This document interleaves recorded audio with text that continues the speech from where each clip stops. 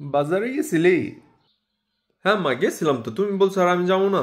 দেখো না এই ধুলাবালিতে চুলের অবস্থা কি হয়েছে, বাবুর পাশে হয়ে গেছে। কই রাখছোস বাজার? বাজার যেখানে থাকে সেখানেই আছে।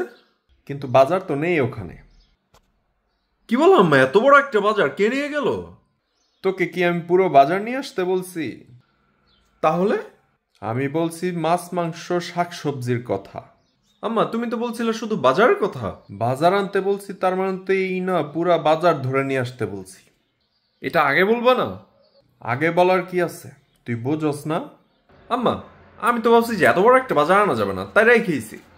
আচ্ছা ঠিক আছে, বাজার আনোস নাই, টাকা ফেরত দে। আম্মা দেশে যে গরম পড়ছে। তো দেশে গরম পড়ছে তাতে বাজারের কি সম্পর্ক? না মানে দেশে যে গরম পড়ছে তার উপরে আবার পকেটে টাকার গরম সহ্য করতে না পারে আম্মা। টাকা খরচ করে ঠান্ডা হয়ে চলে আসছি, দেখো কত ফ্রেশ লাগতেছে না আম্মা, বলো।